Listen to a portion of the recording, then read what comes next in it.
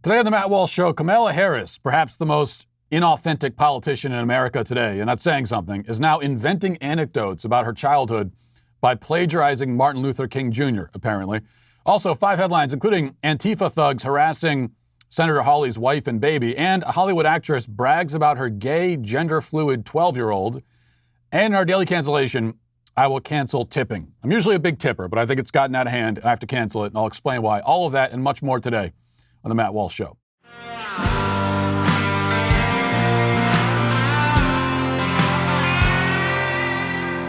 Well, one thing we can say about the past year, one positive thing in my view that we can say, is that it has made people think about, consider, explore homeschooling, which is a great option, I think. And to the parents listening who are concerned about the coming school semester for their school-aged children, there's a new option for homeschooling. It's called Homeschool Magnet. With school schedules always changing and the challenge of so-called Zoom school, which is not a great option for a lot of kids, now is the perfect time to consider homeschooling. Homeschool Magnet supports homeschooling families by providing students with instruction from world-class credentialed teachers in a remote classroom with their peers. Each student will receive quality instruction in the 4 subject areas, math, English language arts, science, and social studies. So you get those 4 core subjects. Parents ultimately have the freedom to involve their student in as much or as little learning as they prefer based on each student's learning goals. So you as the parent, and this is what homeschooling is supposed to be, right? You as the parent have that kind of control, and you know your kid better than anybody else does. So you can figure out what your kid needs. Other online schools exist, of course, but Homeschool Magnet is unique. Even though Homeschool Magnet includes a robust online learning environment, each student works from real physical learning materials guided by video instruction from their teachers. Homeschool Magnet, only a fraction of the cost of private schools, and the money-back guarantee upon enrollment means that this choice is risk-free. It's something to really explore. And this makes it even better. You can save 10% for every child when you use promo code Walsh when you enroll. What you want to do is go to homeschoolmagnet.com. That's homeschoolmagnet.com. You can enroll for the 2021 spring semester and use promo code Walsh for 10% off. Well, ever since the announcement that Kamala Harris would be Joe Biden's vice presidential nominee, there's been a nonstop flow of worshipful articles and essays from the bootlicking media trying to convince us to see this vapid, unimpressive bureaucrat as a civil rights pioneer and a transcendent political leader. Truly, of all the false absurdities that the media has insisted we take seriously in recent years, none have been as false and absurd as this. Now, in the initial tidal wave of fawning Kamala Harris hagiographies, a particularly sickening and yet somehow still hilarious, I think, example was originally lost in the shuffle. This was published back on October 6th, a piece in Elle titled, "Kamala Harris is our new vice president-elect." And it's finally gone viral this week for all the wrong reasons. Author Ashley C. Ford, reporting with the critical objectivity of a 16-year-old girl profiling Harry Styles for her high school newspaper, tells us in the subheading that Harris has been fighting for justice and freedom since birth. Since birth. Those are quotes. Now, I have 4 children myself, and in my experience, infants just lounge around all day, defecate in their pants, cry when they're hungry. I have never seen an infant demonstrate any real interest in justice or freedom. But then again, none of my children are like Kamala Harris, or so I pray. And in the first paragraph of the piece, we're given an example, supposed example, of what Kamala's childhood freedom fighting supposedly looked like. And here's what it says, quote, "Senator Kamala Harris started her life's work young. She laughs from her gut, the way you would with family, as she remembers being wheeled through an Oakland, California civil rights march in a stroller with no straps with her parents and her uncle. At some point, she fell from the stroller. Few safety regulations existed for children's equipment back then, and the adults caught up in the rapture of the protest just kept on marching. By the time they noticed little Kamala was gone and doubled back, she was understandably upset." Quoting Harris, she says, "My mother tells the story about how I'm fussing, and she's like, 'Baby, what do you want? What do you need?' And I just looked at her and I said, 'Freedom.'" Now, I'm told that in the rough draft version of the story, the young Kamala smeared blue finger paint across half her face, shouted, "They may take our lives, but they will never take our freedom," and then galloped into battle on her trusty steed. Now, I'm joking, of course. Kamala Harris would never plagiarize a Mel Gibson movie. She will, however, plagiarize Martin Luther King Jr. As some observant folks on the internet pointed out, this anecdote from Harris sounds strikingly similar to one offered by MLK to Playboy in 1965. Here's what he said. Quote, "I never will forget a moment in Birmingham when a white policeman accosted a little Negro girl, 7 or 8 years old, who was walking in a demonstration with her mother. 'What do you want?' the policeman asked her gruffly, and the little girl looked him straight in the eye and said, 'Feed 'em.' She couldn't even pronounce it, but she knew. It was beautiful. Many times when I have been in sorely trying situations, the memory of that little one comes to mind and has buoyed me." Now, if we can fairly discount the possibility that the little girl in King's story was Kamala Harris herself, it would seem that Harris is cobbling together a fake childhood. And in that same genre, over the holidays, Harris released a video in commemoration of Kwanzaa, claiming that she's been celebrating the holiday her whole life, and recalling a time when, quote, multiple generations, including, quote, the elders, would gather together to engage in these sacred Kwanzaic rituals. Here's that. Let's watch this. Happy holidays, everyone. I wanted to take a moment to send my warmest wishes to everyone celebrating Kwanzaa. Like so many other holidays, we will be celebrating Kwanzaa a little differently this season in our home. We'll be doing it over Zoom. You know, my sister and I, we grew up celebrating Kwanzaa. Every year, our family and our extended family, we would gather around across multiple generations, and we'd tell stories. The kids would sit on the carpet, and the elders would sit in chairs, and we would light the candles, and of course, afterwards, have a beautiful meal. And of course, there was always the discussion of the 7 principles. And my favorite, I have to tell you, was always the one about self-determination, Kujichagulia. And, you know, essentially it's about be and do. Be the person you want to be and do the things you want to do and do the things that need to be done. It's about not letting anyone write our future for us, but instead going out and writing it for ourselves. And that principle motivates me today as we seek to confront the challenges facing our country and to build a brighter future for all Americans. So to everyone who is celebrating, happy Kwanzaa from our family to yours. Sure, Camilla. Yeah, to everyone who's celebrating, which would be nobody. That was a happy holidays to nobody. Let's recall that Kwanzaa was invented in 1966 by a violent felon who would go on to serve several years in prison for kidnapping and torturing a woman, but that's neither here nor there, I suppose. While it's perhaps easy to understand why Harris would relate so much to something that's meaningless and fake, just like herself, it's hard to believe that her whole family, including the elders, so strictly observed a holiday that didn't even exist when she was born. She was born in 1964. This thing didn't exist until 1966. Bear in mind that Harris also claims to have a deep and personal attachment to Christmas and Hanukkah. What a fortunate coincidence that a politician should happen to connect so deeply to every holiday and cultural tradition on the calendar. I just can't wait until May 5th, when we'll no doubt find out about her previously unknown Mexican family heritage. Now, going back to the L profile for a moment, we should note that the Freedom story isn't the only fabrication. Creating sort of a sense of symmetry, the piece ends with an anecdote nearly as fraudulent and ludicrous as the one it began with. Here's the one that it ends with. It says, quote, "She, Kamala Harris, relays a story about the night she became the second black woman in history elected to the U.S. Senate. In every one of my elections, part of our routine is we do a small friends and family dinner before we go to campaign night celebration. Presumably the elders are at that celebration too, sitting in their chairs. Anyway, she explains that it was looking like the election was going to be called for Donald Trump. Quote, my godson Alexander, who was 7 years old at the time, came up to me crying and said, Auntie Kamala, they're not going to let that man win, are they? And you know the baby's in your life." She closes her eyes and swallows.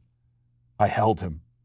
I mean, it still brings me pain to remember how he felt and what it made me feel, which is that I need to protect this child. I had one way in my mind I thought that evening would go. And then there was this way it turned out. And so by the time I took the stage, I had ripped up my notes, and all I had was Alexander in my heart. And I took the podium and I said, I intend to fight. I intend to fight." If there's anything we know about Senator Kamala Harris, it's that. When it comes to freedom, she will fight. Now, by the way, I just delivered that line from Kamala Harris probably more convincingly than she did. And I wasn't convincing at all. Of course, we can assume that the bit about the 7-year-old godson distraught over Trump's election never happened. But the most egregious fabrication is the final line and the whole premise of the article, that Kamala Harris is a fighter for freedom. Where's the evidence of that? Harris's actual biography is far less inspiring than the mythology that's currently being constructed around her. In reality, she began her political career through a sexual relationship with an influential and still married politician in California named Willie Brown. Brown, who was corrupt, dogged by FBI investigations throughout his career, appointed Harris to her first state commission while they were still together. From there, she would become district attorney and then attorney general of the state. But her record as attorney general was criticized by many on the left and by the same media that now hails her as the second coming of the civil rights pioneer she plagiarized. Indeed, it's one of the reasons why she garnered almost no support during her run for president and flunked out of the race before voting began. So despite what we're now being instructed to believe, Kamala Harris is, in reality, a pathological liar, a failed presidential candidate, a mediocre political talent at best, who slept her way to power, achieved little of note as a California bureaucrat or a United States senator, and was eventually given the VP nod by a man who declared ahead of time that he was making the choice based on race and gender. But other than that, sure, she's an inspiration. Now let's get to our 5 headlines.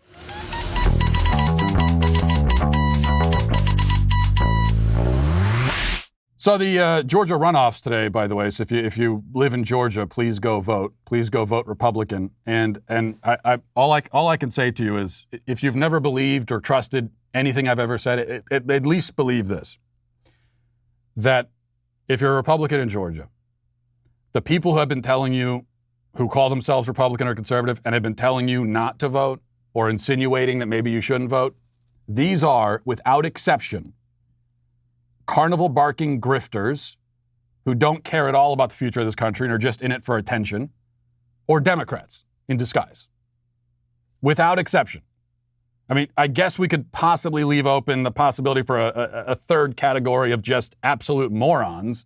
So maybe there are a few of those, but that's basically all you got. The people that are telling you not to vote and to allow the Democrats to take over the Senate, these are grifters, frauds, morons.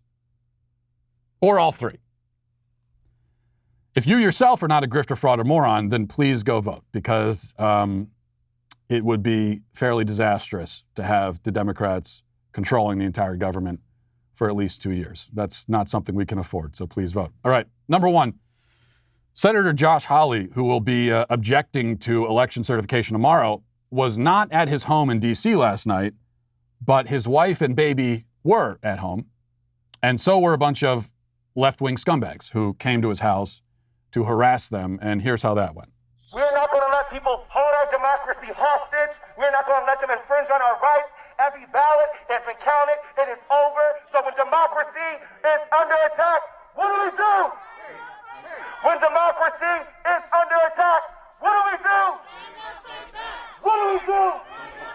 We are not going to let these fascists, racist, and ignorant people come into our town and come into our community.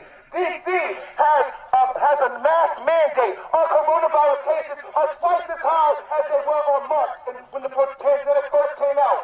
9 months later, 10 months later, our government is allowing... Okay, so you see there, they're at the door, megaphones shouting and screaming in the neighborhood at night. And he's not there. He's in a different state. His wife and child could not travel with him. So his wife and child are there. He's not, and they're shouting. Now, of course, the claim from the left today is, they're being peaceful. They didn't kill anybody this time. It's a very low bar now for these people. But no, this is obviously intimidation. There's only one reason why you go uninvited to somebody's house at night to scream at them. There's only one reason you do that, and that is to intimidate them. Especially if their wife and child is there and they're not even there. So this was an intimidation tactic, the kind of thing we see from the left all the time, the kind of thing that is openly encouraged by leftist Democrats, politicians. It's one of these days it's going to have a disastrous end. Number two, this is interesting. Cardi B was on Instagram Live doing some kind of broadcast on New Year's Eve and singing along to her song WAP.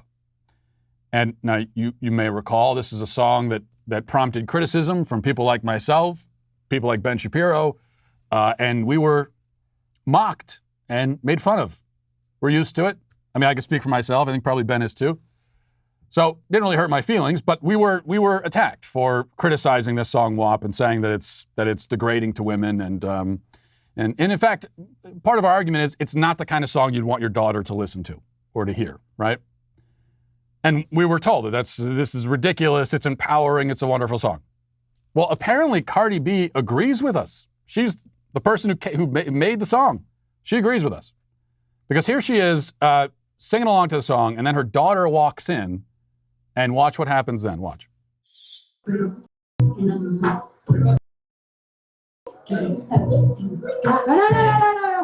Okay, so she's singing to the song. The daughter walks in. She quickly turns it off and says, no. And now she's ushering the child. Looks like her daughter's about, I don't know, probably her daughter's about 5 years old or something, 4 or 5 years old. You could easily say, well, it's different because it's a child. And of course, this has been the justification given by Cardi B. She was criticized for this, and people were pointing out, seems like a kind of a contradiction on your part because you don't want your own daughter to hear the song. And she says, oh, I make songs for adults. These are adult songs. Which, first of all, can I just point out how sad it is that the word adult has now become associated with this kind of toxic sewage? It should be, if you're making something for adults, it should be that it's intelligent and substantive, and it would go over the heads of the children. That's why it's not for children, right? It's like Russian literature is not for children because it's for adults, because the kids wouldn't understand it. It's too intelligent for them. But now when we say, oh, it's for adults, we mean it's actually even dumber than the kinds of things that we would let our kids watch. But anyway, is the issue just her age? So you say, no, I just don't want my daughter to listen to it right now. Okay, well then I would ask you, Cardi B or anyone else, if you don't want your daughter listening to that song at the age of 6 or 7, I agree. I don't want my 7-year-old daughter listening to that. But my question is, at what age do you want your daughter to listen to that? You don't want her to listen to it at 7. Do you want her listening to the song at 12? Do you? Do you want her listening at 16? Do you want her listening when she's 30? Now, when she's 30, you can't stop her from listening, but do you want her to? Is that the kind of thing? Is this the kind of material? Is this the kind of message that you would ever actually want your daughter to be exposed to? I'm not saying, you don't have to point out, well, we can't protect our kids from this forever eventually. I understand that. But is there ever a time, you take a song like this, will there ever be a time in your daughter's life when you actually would really actively want her to be exposed to it? I think unless you're an abusive parent or an absolute creep, the answer is no. Of course, you would never actually want your daughter listening to that, whether you could stop her or not. And that's the point. That's our whole criticism.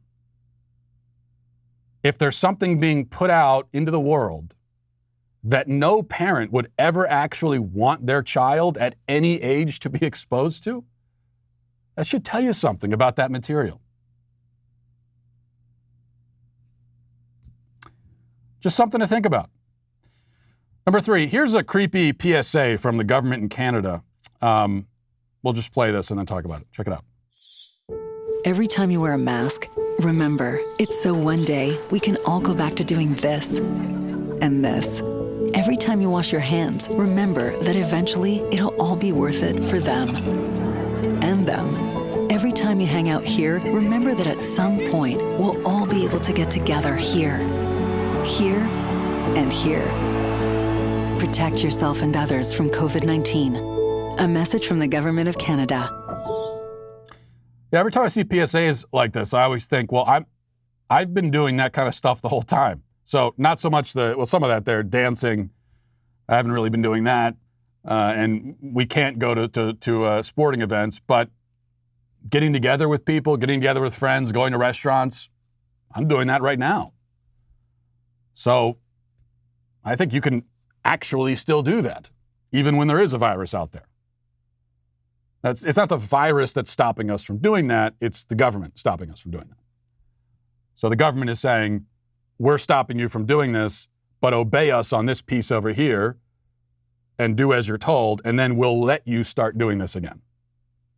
That's the part they leave out. It's, we will let you do this once you do that. Number 4, from the Daily Wire, it says, actress and abortion activist Busy Phillips has revealed that her 12-year-old child is gay and uses they, them pronouns. Speaking on an episode of her podcast, Busy Phillips is Doing Her Best, that's the name of the podcast, she said that her child, Birdie, came out as gay. She said, quote, for those of you who are my friends listening at home, this is the first you're hearing that Birdie is gay and out. Birdie told us at 10 years old, and we immediately knew. We knew that Birdie knew. So let's go to a clip from the podcast now. Here she is, Busy Phillips, recounting a conversation with her 12-year-old daughter, who she saddled with the name Birdie, which was really just the first of many abuses, it turns out. Listen to this. Bird said, I said, Bird, I've been doing a bad job with the pronouns because Birdie said that they would like their pronouns to be they, them. And I haven't been doing it. And I said, because I have this public persona and I want Birdie to be in control of their own narrative and not have to answer to anybody outside of our friends and family if they don't want to. Mm-hmm. And then Bird was like, I don't give a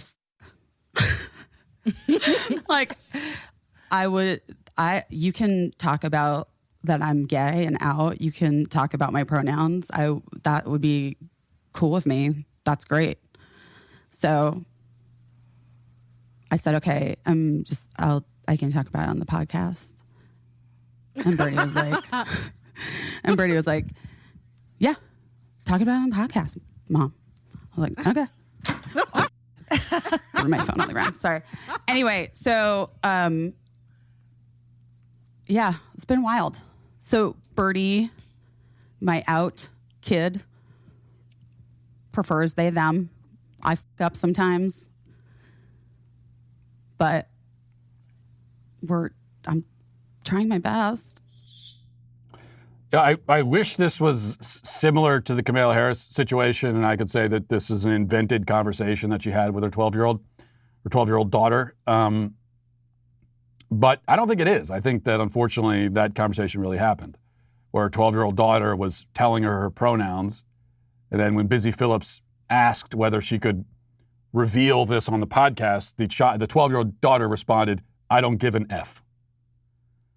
I think that's a real conversation, because that's the kind of mother that Busy Phillips is. Now, it shouldn't surprise us, as was noted, she's an abortion activist, and she's bragged in the past about getting abortions. So this is how she sees her children. She sees her children, as unfortunately many parents, especially on the left, do, in a dehumanized way. She sees her child as either trash that can be discarded, like the one that she killed, or as political prop. Or even not a political, just a prop. Something to be shown around. An accessory, maybe is a better word for it. And that's what she's doing here. Kind of like locking her daughter in to this identity by announcing it publicly. There's no good reason. There's no good, loving, parenting sort of reason to take your child's confusion and they're working through it and you just broadcast it to the entire world. That's not going to help you. I mean, even for a moment, just putting aside everything else and pretending that it could be legitimate for a 12-year-old to identify as they, them, or it could be legitimate for anyone to identify as they, them, which of course it isn't because it doesn't mean anything. But putting that aside, just there's no reason to tell the world about it. There's no reason to publicize it. She's 12 years old, for God's sake. How will it benefit her for the whole world to know about this? And Busy Phillips says, well, I asked her and she said she doesn't give an F, so I did it. Yeah. Once again, this is the theme we see so often, especially with parents who have children who are gender confused. So often what we see are the parents looking to the children for guidance. The parents saying to the kids, you show me the way. You tell me what I'm supposed to do here. I'll let you take the lead. No, that's not what you say to your 12-year-old. That's not what you say to your 12-year-old. Your 12-year-old needs you to be the adult. Your 12-year-old needs you to be the rational one. Your 12-year-old needs you to be the one who can see beyond the nose on your face, who can think in the long term. Kids can't do that. That's the point. Psychologically, they don't have the capacity yet for things like long-term planning. They can't do that at 12. They can't do it at 16. They certainly can't do it at 7 or 8 or whatever other age now where kids are quote unquote deciding they want to transition. They don't have the psychological, neurological capacity for it. You do, or you're supposed to as an adult. So you're supposed to be the one who says, listen, no, I'm not going to put this out there for the whole world. We're going to keep this between us, private. And also, you're obviously confused. You're working through some things. Let me help you out. We'll take you to counseling. Let's try to figure out what's really going on here. You're a girl. It's wonderful that you're a girl, but you don't want to identify as a girl. There's obviously something happening here. So let's figure it out. You take the child to counseling. You help them. If your child comes to you and says, I'm they, them, that is your child saying, I am confused. I don't understand. I don't know who I am. And I don't know who I am because you, the parent, have failed. It's your job to help me figure out who I am. To help me figure out, if I'm a girl, what it means to be a girl in the world. You're the mother. That's what you're supposed to be doing. That's what your child is really saying to you. Only they're not saying exactly that audibly because they don't have the capacity to say it. They don't understand their own feelings. This kind of thing will never fail to just infuriate me. Especially as a parent. Now, I don't think you need to be a parent to be disgusted and infuriated by this kind of madness, but as a parent, I have kids myself, and the idea of me turning to them for guidance, or the idea that they would make some mostly incoherent declaration about their own identity, and I would just take it seriously and assume that it's meaningful and just go with it. It's mind-boggling to me. They're kids. I'm the adult. That's the way the relationship is supposed to work. All right, let's go. Speaking of mind-boggling, but in a different way, in a better way, in a good way. There's a book coming out, which I will be sure to purchase, titled Extraterrestrial, The First Sign of Intelligent Life Beyond Earth. And it's authored by a Harvard professor who says that alien life has been confirmed. He says that we know it's real, it's been confirmed. We've already seen the evidence. And he makes a persuasive case. In my mind, it's persuasive. Though admittedly, I'm mostly persuaded because I'm persuaded by every UFO claim basically because I want it to be true. And so I'm letting my emotions guide me, which is exactly what adults aren't supposed to do. But in this case, I think I'll make an exception for myself. Anyway, here's the report from Fox 5 in New York. Listen. This is the very first object that we have detected from outside the solar system that entered the solar system and passed near the Earth. Harvard University Astronomy Department Chair Avi Loeb also serves as director of the Institute for Theory and Computation, the founding director of the Black Hole Initiative, and the chairs of both the Breakthrough Starshot Advisory Committee and the National Academy's Board of Physics and Astronomy. Next week, a paper he co-authored appears in the Astrophysical Journal Letters, providing one, he would say the first, scientific explanation for a mysterious something now named Oumuamua that passed by Earth on its journey from another solar system a year ago. It happened to be very weird. Weird first because of its shape, either very long or very flat, based upon the sunlight reflected from it. But most peculiarly, Oumuamua appeared to accelerate. We see such an additional force in comets, and that's due to the evaporation of ice on the surface of the comet. But Oumuamua displayed no cometary tail or change in its rotation, leaving the source of the push and the identity of the object not only a mystery,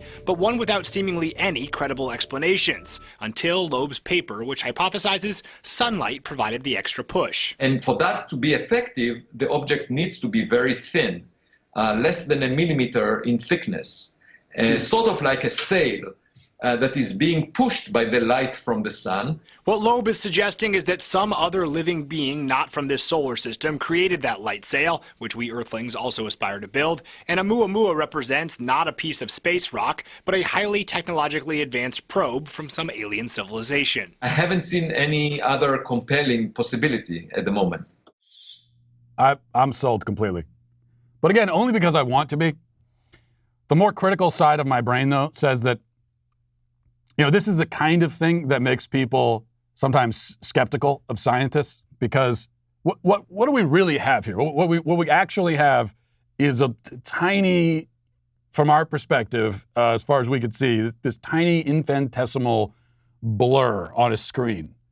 Some small object is out there, millions of miles away in space, and that's all we know. That's all we've got. And so this Harvard professor has constructed this whole narrative around. He's wrote an entire science fiction novel, basically, around that little blur on the screen. And he's proposing it as fact. Like, this is what happened. It's a light sail from an extinct alien civilization. But I want to hear the whole story. I don't know if I really, I like the story. I want to hear the story, whether it's true or not. But it is fascinating stuff. Who knows? It could be. So you can't prove that it's not a light sail from a extinct alien civilization. And that's enough for me, personally. These days, lots of people are animal lovers, pet owners, pet people. I'm not so much myself, but my wife is. And we have a cat at home. And that's why I know from my wife's perspective, and if you're a pet owner, you have a responsibility to take care of your animal and to keep your pet healthy. From the beginning of the pandemic, PetSmart has remained open, making sure you can get everything your pet needs right when you need it at over 1,600 convenient locations. PetSmart stores and grooming salons offer digital check-in, curbside drop-off and pickup, and contactless payment as well. And now PetSmart offers free same-day delivery, which is powered by DoorDash through January 31st, so you can get everything your pet needs, and you don't have to leave the home, right to your door, right when you need it. PetSmart's associates really love pets, and they love caring for them. It's a big part of why they work there. And PetSmart has made it safe and easy for you to care for your pet too, online or in stores. If you're interested in contactless shopping, which a lot of people are, just order online at PetSmart.com or on the PetSmart app and enjoy easy curbside pickup or free same-day delivery through January 31st. You can get everything your pet needs. Go to PetSmart.com for more details. Again, that's PetSmart.com. Let's get to our daily cancellation. Now, today we're going to be canceling tipping. I am at this moment calling for a complete and total shutdown of tipping until we figure out what the hell is going on, to paraphrase Donald Trump. Now, to be clear, I don't consider myself to be a cheap person. Growing up, my dad would always tip 20 to 25% as a baseline starting point at restaurants. I have inherited this custom and will also generally tip 20 to 25%, sometimes more actually, partly as an act of generosity and partly as an apology, because I have 4 young kids, and as a consequence, we leave our tables looking like a pack of wild dogs has just been dining there, except the dogs at least would eat all their chicken nuggets, which is more than I can say for my daughter. But in any case, the point is, I have always tipped well, I think.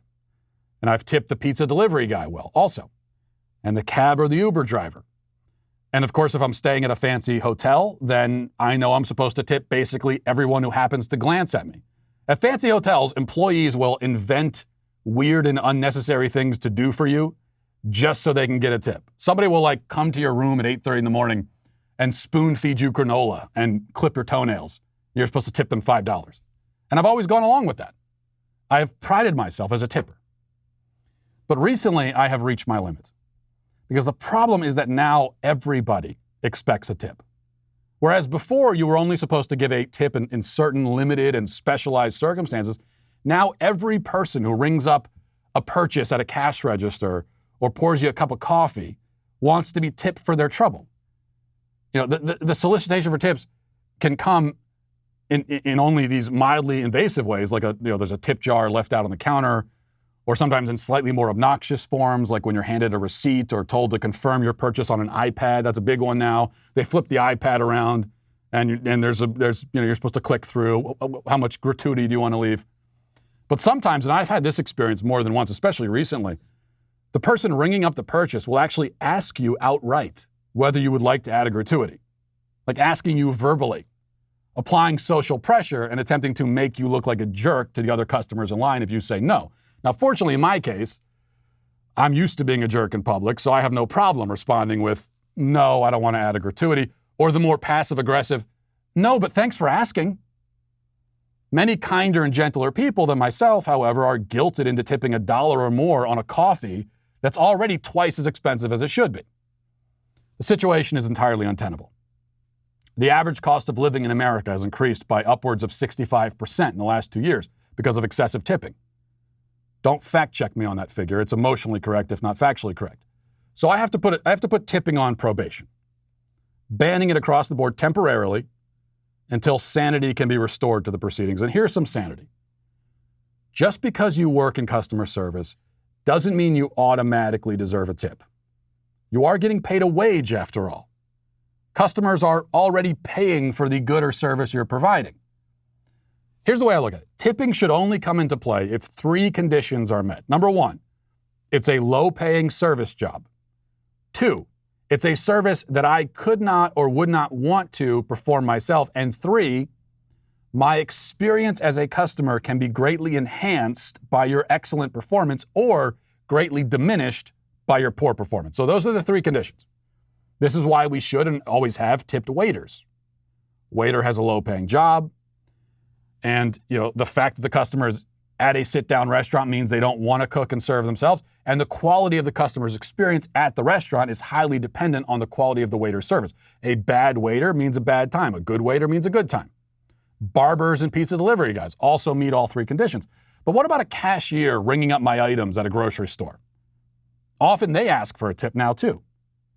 But they shouldn't receive one because, yes, condition 1, low-paying job, is met, but conditions 2 and 3 are not. I would gladly use the self-checkout if it's an option. So it's not a service I couldn't or wouldn't do myself. And though there are people who somehow find ways to be very bad at running cash registers, there really isn't any way to be excellent at it. So my experience as a customer will be about the same with an excellent cashier as it is with a mediocre one. The barista pouring my coffee also should not be tipped because she fails to meet all 3 conditions. Again, condition 1 is met, okay, low-paying job. But I could, without much trouble, pour my own coffee if given the option. In fact, at some places, they'll just hand you the empty cup and have you fill it yourself, yet even then they want a tip. The simple act of picking up an empty cup and doing this, like just that, this is it. This is what earns you a tip now. Here you go. That'll be $3 extra. Like you get a financial bonus for doing that. This system with the 3 conditions I've outlined also explains why we don't tip, say, airline pilots. In their case, conditions 2 and 3 are met. I can't fly the plane myself, and my experience as a customer would be quite unpleasant if the pilot isn't good at his job. But condition 1 is not met. Airline pilots are paid handsomely, and for good reason. Now, the only category that throws my system for a loop are the endangered species known as bathroom attendants. They used to be a lot more common than they are today, but you still find them sometimes standing by the sinks at like a bar or a restaurant, handing out towels and mints. I've always tipped them, even though I could quite easily grab my own towel, and I'm really not interested in mints that have been saturating in the fumes of strange farts all day. But I tip mainly out of pity, because they have to stand there in the bathroom experiencing the sounds and smells of human waste plopping ominously into toilets, or near toilets at any rate. An exception was made for bathroom attendants, but now everybody wants the bathroom attendant exception. Now everybody expects a tip. Even random people online will post their Venmo or GoFundMe, soliciting funds for no reason after having provided you absolutely no service of any kind whatsoever. They just say, hey, by the way, if you want to give me some money, here it is. It's not even tipping anymore. This is panhandling. And we have to pull back from it while we still can, before it gets so out of hand that you'll be bankrupted just by running errands for 3 hours on a Saturday afternoon. So tipping is canceled, at least for now. And if you enjoyed what I had to say here, you can always send me a few bucks through PayPal or Venmo, if you want to give me a tip. But otherwise, tipping is canceled. And that's going to do it for us today. Thanks for watching, everybody. Thanks for listening. Have a great day. Godspeed.